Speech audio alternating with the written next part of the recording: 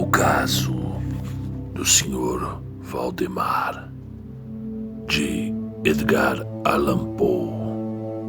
Narração: Marcelo Fávaro. O caso não ficou bem contado na época em que se deu. É que as partes interessadas tudo fizeram para evitar a publicidade. E nosso esforço para uma investigação maior resultou numa narrativa exagerada e truncada de fato. Na verdade, tudo aconteceu assim. Nos últimos 3 anos, minha atenção estava totalmente voltada para o hipnotismo. Realizei repetidas séries de experiências. Um dia, porém, ocorreu-me que uma experiência importante estava faltando. Ninguém fora ainda hipnotizado na hora extrema, no momento final da vida. Restava ver primeiro se à beira da morte havia no paciente qualquer suscetibilidade à influência. Segundo, no caso de haver alguma, se era diminuída ou aumentada por esta circunstância.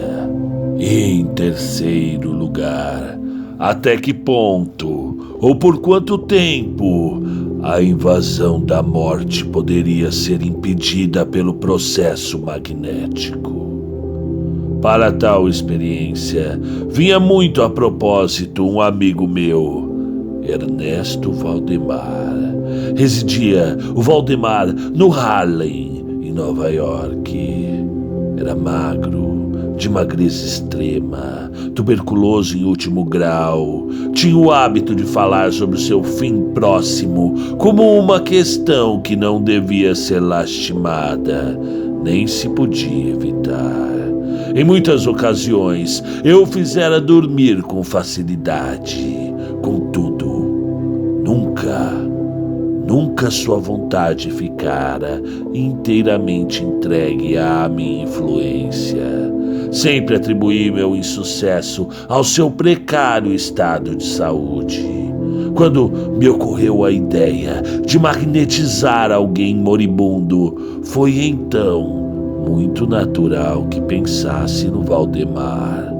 Ele não tinha parentes na América que pudessem interferir, e eu conhecia muito bem sua maneira de encarar as coisas.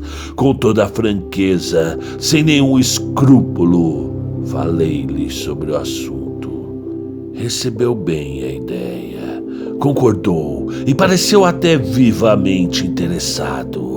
Sua enfermidade, no ponto em que estava, admitia exato cálculo da época em que se daria a morte. Ficou combinado, então, que em 24 horas antes do prazo marcado pelos médicos, ele me mandaria chamar.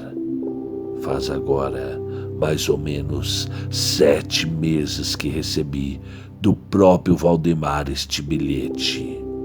Meu caro P., você pode vir agora. D e F concordam em que não posso durar além da meia-noite de amanhã. E penso que eles acertaram o cálculo com grande aproximação.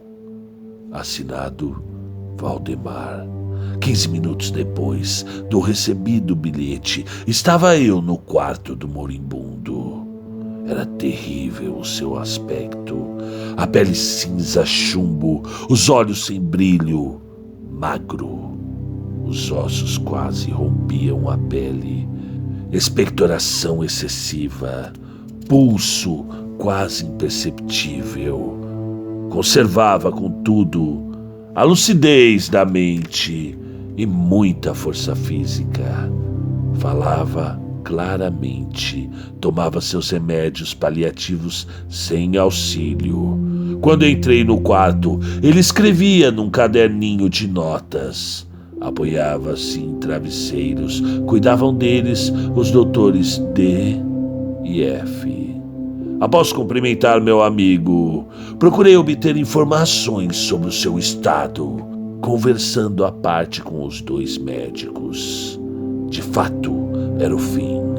Um pulmão esquerdo, semicalcificado, tornara-se inútil a qualquer função vital. O direito, na mesma situação, transformara-se numa massa de tubérculos purulentos.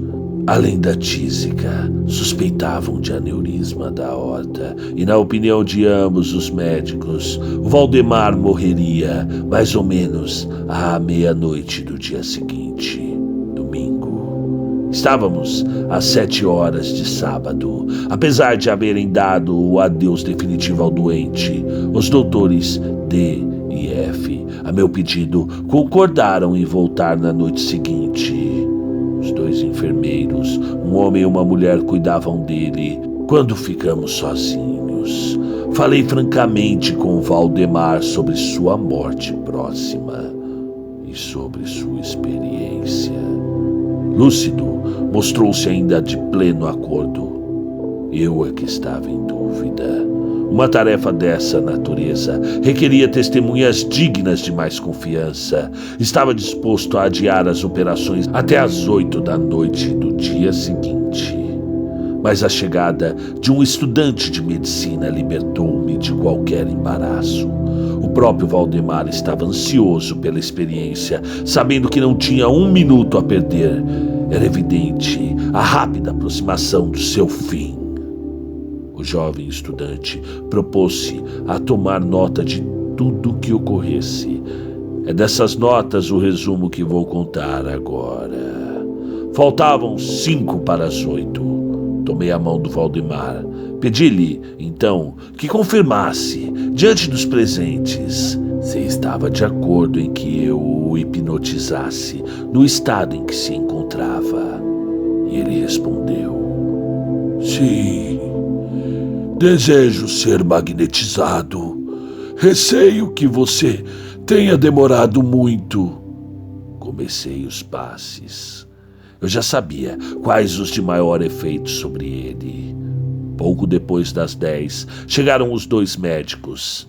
Expliquei-lhes o que pretendia. Não houve nenhuma objeção na parte deles. O paciente já estava em agonia mortal. Continuei a operação, passes laterais, outros descendentes, o meu olhar fitando sempre o olho direito do moribundo. Pulso imperceptível, respiração a intervalos de meio minuto, extremidades geladas, mas nenhum sinal de influência magnética. Prossegui com os passes, até que as pálpebras estremeceram e pude fechá-las totalmente. Continuei, entretanto, até vê-lo completamente relaxado. Braços, pernas e troncos em completo repouso. À meia-noite em ponto terminei. Pedi que o examinassem. Foi constatado sono mesmérico. Os médicos estavam excitados, tanto que o Dr. D resolveu ficar logo ao lado do paciente a noite inteira. Quanto ao Dr. F, se despediu, prometendo voltar ao amanhecer. Os outros ficaram. Deixamos o Valdemar em sono tranquilo até as 3 da madrugada. Dessa hora, aproximei-me e vi que estava na mesma situação em que o havíamos deixado, imóvel. Pulso imperceptível, olhos fechados, membros rígidos e frios como mármore. A respiração só percebida pelo espelho colocado nos lábios, mas a aparência geral não era da morte. Fiz um gesto com o meu braço e ele prontamente acompanhou com o seu. Perguntei: Valdemar, está adormecido? As palavras brotaram no sussurro. Sim, estou adormecido agora. Não me desperte. Deixe-me morrer assim. Sente ainda dor no peito, Valdemar? Dor nenhuma. Estou morrendo. Nada mais perguntei. Deixei-o dormir. Pouco antes do amanhecer, voltou o Dr. F. Seu espanto foi sem limites ao ver o paciente ainda vivo. Aplicou-lhe o espelho aos lábios, tomou-lhe o pulso, pediu-me que repetisse as perguntas e eu obedeci. Valdemar ainda está dormindo? Passaram-se uns minutos. Parecia que o moribundo reunia energias para falar. Afinal, disse com voz fraca: sim, durmo ainda. Estou morrendo. Os médicos acharam que, agora, o Valdemar devia ser deixado tranquilo. Todos concordaram que a morte não tardaria. Resolvi, porém, repetir mais uma vez a pergunta. E perguntei. Uma sensível mudança se operou no hipnotizado. Os olhos se abriram, a pele tornou-se cadavérica. O lábio superior retraiu-se, descobrindo os dentes. O maxilar inferior caiu com ruído, deixando a boca escancarada. Apareceu uma língua inchada, negra, tão horrenda era a aparência do Valdemar que todos recuaram apavorados. Aqui, mesmo que o leitor não me acredite, é meu dever continuar. Já não havia mais sinal de vida no corpo do Valdemar.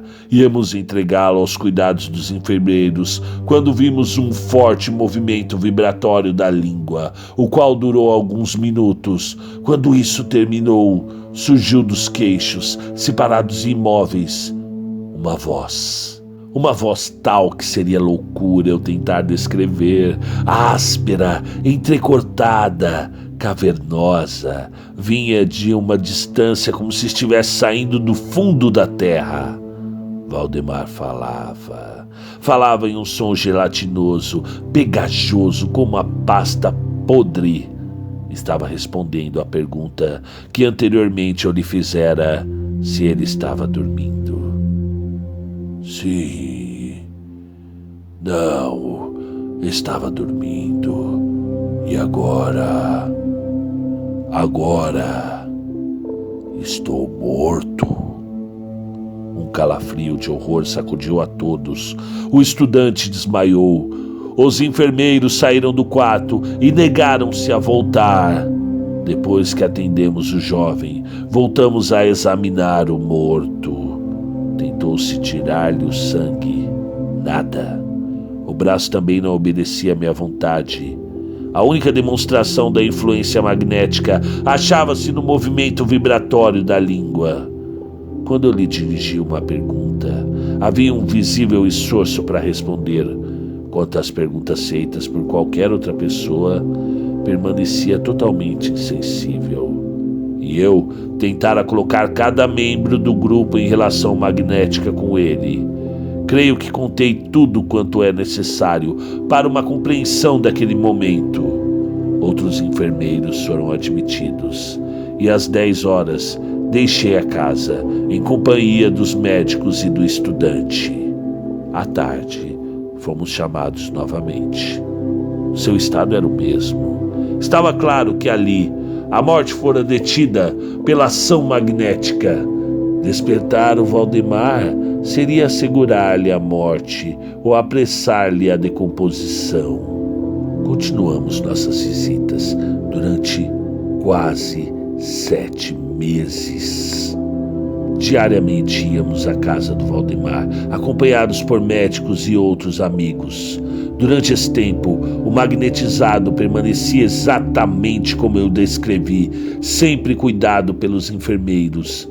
Na sexta-feira passada, resolvemos finalmente tentar despertá-lo, e o resultado dessa última experiência deu origem a inúmeras discussões. Para despertá-lo, fiz uso dos passes habituais. Nada aconteceu durante algum tempo. Depois, nos olhos entreabertos, a íris foi aparecendo. E conforme a pupila vinha descendo, um líquido amarelado saía sobre as pálpebras, com um cheiro azedo e repugnante. Foram em vão as tentativas de influenciar o braço do paciente. Perguntei-lhe então: Valdemar, pode dizer-me Quais são os seus sentimentos ou desejos agora? A língua vibrou.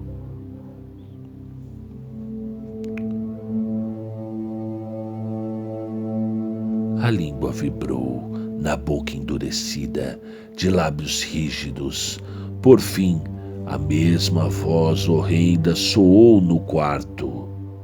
Pelo amor de Deus, depressa, depressa, faça-me dormir. Ou então, depressa, acorde-me, depressa, afirmo que eu estou morto. Eu estava nervoso, fiquei sem saber o que fazer. Tentei acalmá-lo, mas fracassei. Fiz então o contrário. Lutei para despertá-lo. Vi logo que daria certo, e todos no quarto se prepararam para ver o doente despertar. Mas, para o que ocorreu, duvido que algum ser humano pudesse estar preparado. Enquanto eu fazia rapidamente os passes, ele pronunciava: morto, morto!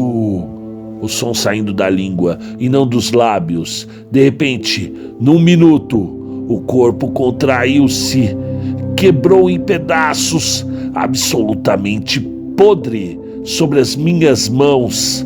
Sobre a cama, diante de toda aquela gente, restou uma quase líquida massa de nojenta e horrível podridão.